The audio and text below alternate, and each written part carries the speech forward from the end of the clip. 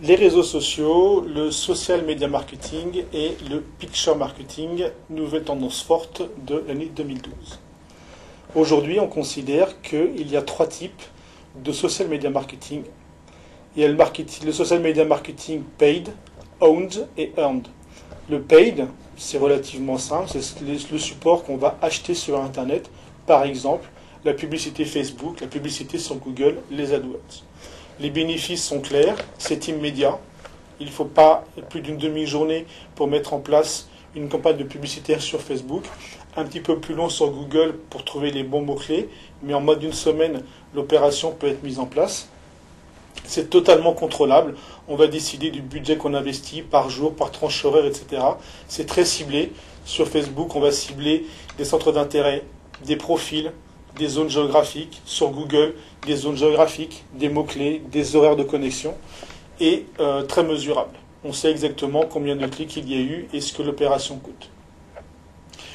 Le challenge aujourd'hui du paid marketing, c'est qu'il est peu crédible. Pour des raisons qu'on a déjà expliquées, ça reste de la communication directe émise par une organisation, par une marque. Le consommateur a de moins en moins tendance à y accorder crédit. Autre challenge, c'est qu'aujourd'hui, le taux de réponse est en baisse, généralement, sur ces actions de paid marketing. Comment peut-on l'optimiser? En travaillant sur l'emplacement, mettre son annonce plus haut, plus bas sur la page, en travaillant sur le timing. Est-ce que l'annonce est positionnée aux meilleurs horaires pour la marque? En travaillant les titres, ce sont les titres qui vont donner envie à l'internaute de cliquer ou non. Et bien évidemment, quand on est sur des bannières, travailler sur le design.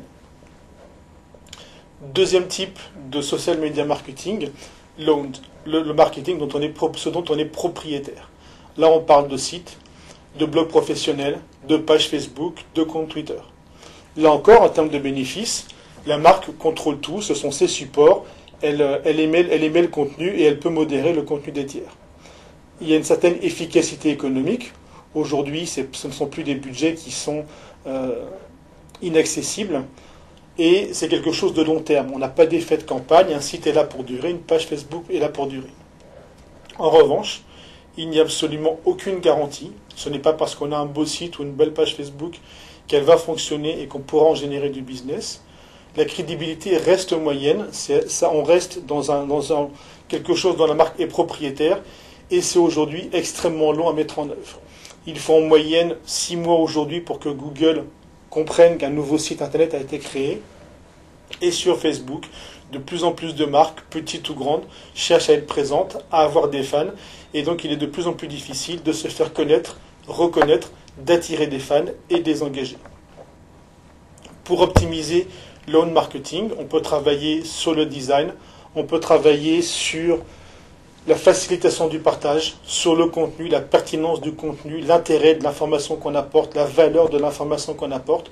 Bien évidemment, travailler son référencement et travailler également tous les aspects sociaux, la présence sur les différentes plateformes, Twitter, LinkedIn, Viadeo, YouTube, Slideshare, etc.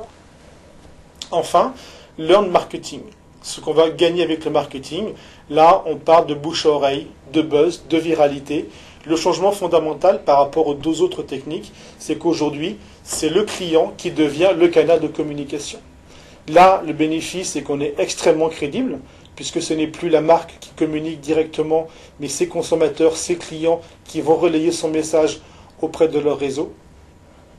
C'est aujourd'hui devenu un rôle clé.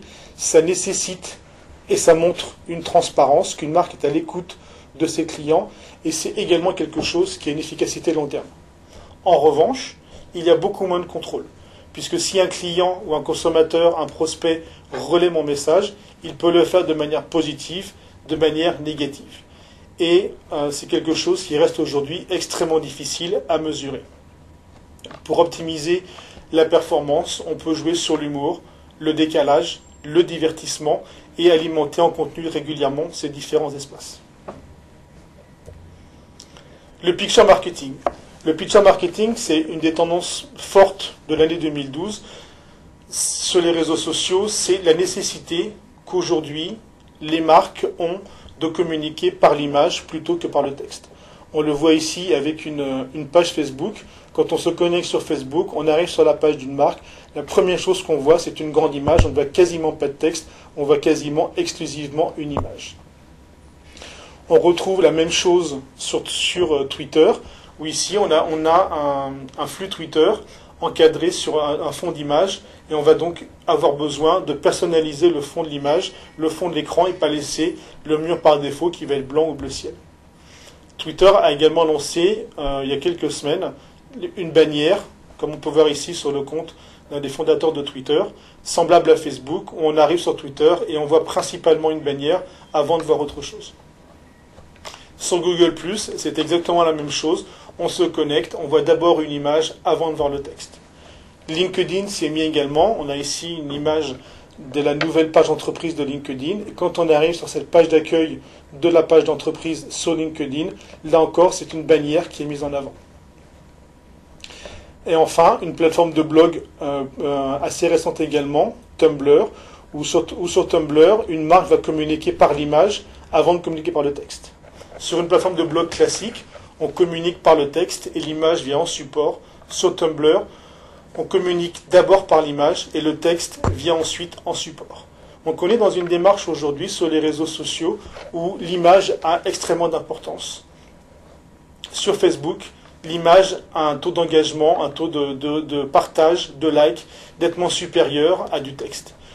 L'internaute aujourd'hui est zapper, va vite, et il est attiré par l'image, il a besoin d'image, et ça nécessite aujourd'hui, de la part des marques, de s'adapter à cette nouvelle tendance et de devoir communiquer de plus en plus sans l'image. Et l'image n'est pas là uniquement pour communiquer sur ses produits ou services. L'image va être là pour montrer ses valeurs, pour montrer sa culture, ses sources d'inspiration, et communiquer sur autre chose que sur ses produits ou services. C'est ce qu'on appelle le picture marketing. Le panorama des réseaux sociaux, cette matrice a été élaborée par Frédéric Cavazza, et elle présente aujourd'hui très bien ce que sont les réseaux sociaux en termes d'outils et d'usage. Les réseaux sociaux sont tout d'abord des outils de publication, avec notamment les plateformes de blog. Ensuite, les réseaux sociaux sont des plateformes de partage, partage de vidéos avec YouTube, partage de photos avec Flickr, avec Instagram, partage de PowerPoint avec SlideShare. Les réseaux, tous ces usages, publication, partage, sont des usages qu'on aura plutôt depuis un ordinateur. Les réseaux sociaux sont également disponibles aujourd'hui sur mobile, où là on va chercher la géolocalisation, on va aller chercher l'internaute là où il se trouve et lui apporter du contenu géolocalisé. Si un internaute est sur son smartphone connecté à Paris, il est absolument inintéressant pour lui de se faire proposer des opérations promotionnelles à Bordeaux, à Lyon, ou Marseille, ou Strasbourg. Il est intéressé par des promotions, des offres spéciales qui sont liées à son emplacement. D'où la géolocalisation, le service le plus connu étant aujourd'hui Foursquare. Les réseaux sociaux sont également des outils liés aux achats, avec une plateforme comme Pinterest qui va permettre d'exposer des galeries de produits pour attirer des clients de par ces produits et générer ensuite des liens vers son site e-commerce, et également des sites d'achat groupés comme Groupon par exemple. Les réseaux sociaux sont également des outils de rencontres professionnelles, personnelles, avec des outils comme LinkedIn, Viadeo, des réseaux sociaux professionnels, ou Badoo, qui est aujourd'hui un outil de rencontre très développé sur Facebook. Enfin, les réseaux sociaux sont également des plateformes de jeux, ce qu'on appelle le social gaming, l'application la plus connue étant aujourd'hui Zynga. On considère que l'achat de biens virtuels, accessibles avec tous ces jeux en ligne, pèse aujourd'hui plus de 6 milliards de dollars au niveau mondial. Au centre de cet écosystème, on a 3 plateformes, Facebook, Twitter et Google+. Facebook, en fait, qui est la seule plateforme qui agrège tous ces usages de publication, partage, social gaming, rencontres, achats, localisation. Facebook qui est la plateforme qui a tout bouleversé et qui a atteint il y a quelques semaines le score d'1 milliard de comptes dans le monde. Twitter n'est pas réellement un réseau social comme les autres. Aujourd'hui, c'est une plateforme qui va permettre de se faire connaître, de développer sa notoriété et de suivre en temps réel une actualité. Et enfin Google+, qui est un outil concurrent de Facebook lancé par Google en juillet 2011. qui aujourd'hui peine à trouver ses marques auprès du grand public, mais qui en revanche est un outil très recherché par les professionnels pour l'impact que Google Plus doit avoir sur le référencement, pour la possibilité de gérer différents groupes. On peut sur Google avoir des cercles de relations, un cercle de prospects, de nouveaux clients, de clients fidèles, de clients VIP, et adresser une communication spécifique à chacun. Et on peut également, avec le système de bulles sur Google Plus, avoir un vidéo chat en temps réel jusqu'à 10 personnes. Au niveau mondial, la cartographie en juin 2012, où on voit qu'aujourd'hui en bleu marine, Facebook domine la plupart des pays mondiaux, Facebook restant interdit en Chine et relativement peu présent en Russie, où c'est le réseau VKontakte qui aujourd'hui domine le marché. La démarche qu'on doit avoir en fait sur les réseaux sociaux, c'est de faire en sorte qu'on vous trouve. C'est comme ça que ça fonctionne. C'est pas vous, marque, qui allez chercher à contacter directement l'internaute. Vous allez vous positionner sur votre site, sur des réseaux sociaux et faire en sorte que l'internaute vous trouve à travers ces démarches sur Internet. Il va donc falloir commencer par définir les objectifs de sa présence. Est-ce qu'on veut développer des relations clients? Est-ce qu'on veut montrer son expertise? Est-ce qu'on veut des leads? Est-ce qu'on veut des appels entrants? Est-ce qu'on veut diffuser du contenu? Est-ce qu'on veut des demandes de devis? Pourquoi on va aller sur les réseaux sociaux? Il faut commencer de ce qu'on a à dire, de ce qu'on veut dire, des clients qu'on veut toucher. Les outils viendront après. La mauvaise démarche consiste à partir de l'outil et de se demander comment on va pouvoir l'utiliser. Identifier ensuite les obstacles en interne, obstacles qui peuvent être de la direction ou des collaborateurs, direction à convaincre ou collaborateurs dont on va modifier les habitudes, donc accompagner le changement des usages que va instaurer cette présence sur les réseaux sociaux, sur Internet. Bien évidemment, ne pas séparer l'approche web marketing, réseaux sociaux de sa stratégie marketing globale, en faire une partie, mais en collaboration avec les autres. Ce n'est pas quelque chose qu'on va gérer à part.